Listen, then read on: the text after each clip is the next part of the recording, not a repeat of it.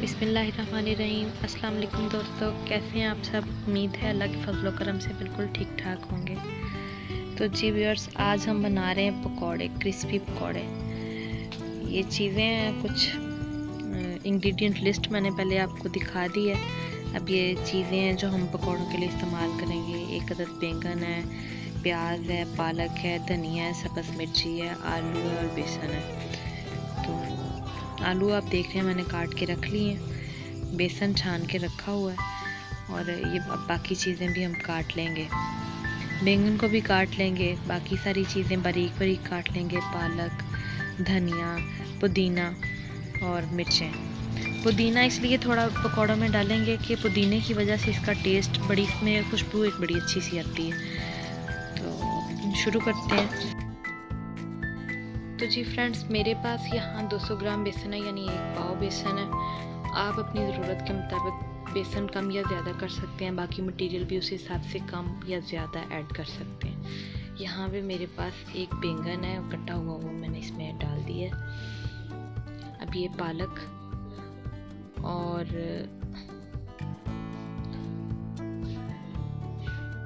ये सब्ज़ धनिया और मिर्ची जी, बस इसी तरह जितना हमने मसाला काट के रखा हुआ है। आलू, इसका मेन इंग्रेडिएंट आलू है। आलू हमने इसमें डाल दिए हैं और अब इसमें बाकी चीज़ें मसाला ज़्यादा ऐड करेंगे।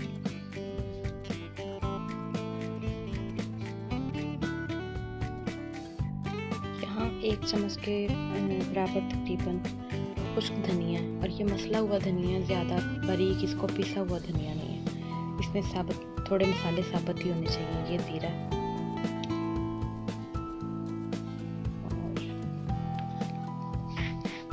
और इसमें बहुत ज़्यादा बारीक मसाले नहीं डालेंगे। ये मिर्चें मैंने यहाँ पे हाफ चम्मच से थोड़ी सी ज़्यादा ली हैं। आप इससे कम या ज़्यादा कर सकते हैं अपने टेस्ट के हिसाब से।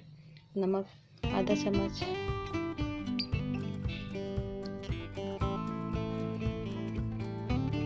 थोड़ा कम लग रहा है तो थोड़ा और ज़्यादा डाल जी। तो अब इसमें हमने जो मसाला जात डाले हैं, आप इनको मिक्स कर लेंगे अच्छी तरह से। और मिक्स करने के बाद अब इसमें जो हमारा बाकी बचा हुआ जो बेसन है वो भी इसमें डालेंगे। ये मटेरियल ज़्यादा है, बेसन मैंने इसमें पहले थोड़ा कम डाला था। तो अब जो बाकी हमारा बचा हुआ बेसन है उसको हम क्या करते हैं वो भी आपको बताते हैं।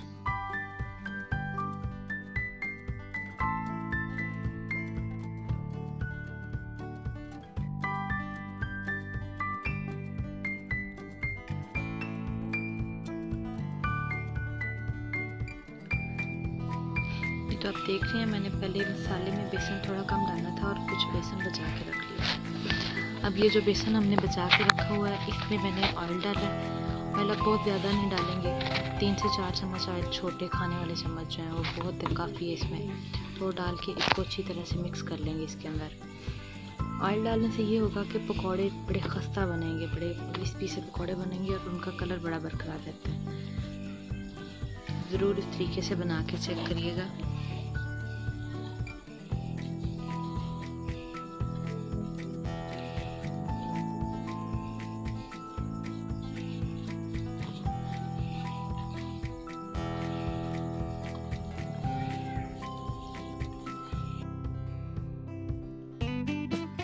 जी, तो यहाँ पे जो बेसन मैंने अभी ऑयल डाल के बनाया वो बेसन हम मसाले में डालेंगे, और बाकी का जो पहले वाला बेसन है और इसमें जो हमने मटेरियल डाला है, अब इन सारी चीज़ों को मिक्स कर लेंगे अच्छी तरह से।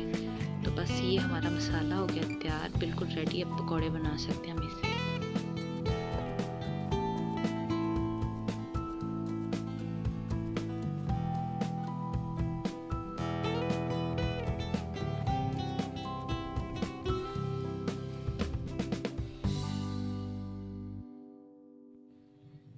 जी, तब कढ़ाई में डालेंगे ऑयल, और ऑयल के गर्म होने तक थोड़ा सा इंतज़ार करते हैं। शुरू करते हैं। बिस्मिल्लाहिर्रहमानिर्रहीम। आहिस्ता आहिस्ता करके इसमें हम कढ़ाई में पकौड़े डालते जा रहे हैं। बड़ी अच्छी खुशबू आ रही है।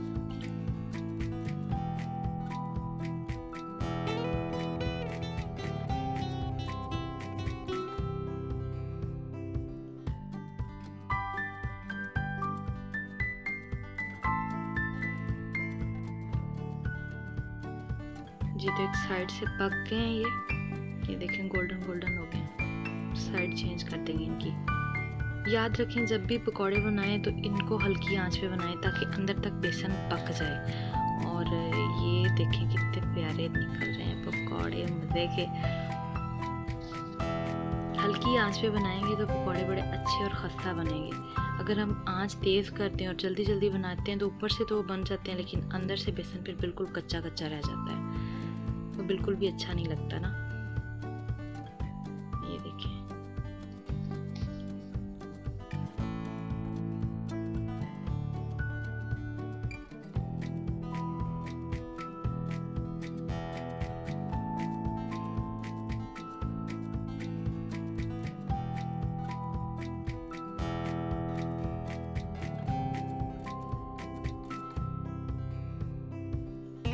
जी तो पकौड़े हो गए माशाल्लाह तैयार, बिल्कुल पक गए हैं, इस काबिल हो गए कि अब इन्हें निकाल लिया जाए।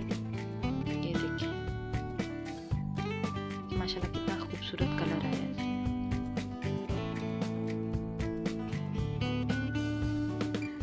जी तो यहाँ पकौड़े तैयार हो गए हैं, आप सर्व कर सकते हैं इनको आसानी अपनी किसी भी मनपसंद चटनी के साथ या टी टाइम में बना सकते हैं। और ट्राई कीजिएगा, बड़े खस्ता और बड़े मज़े के पकौड़े बने। दुआओं में याद रखिएगा। और व्यूअर्स आप लोगों से रिक्वेस्ट है कि चैनल को लाइक और सब्सक्राइब ज़रूर कर दिया करें।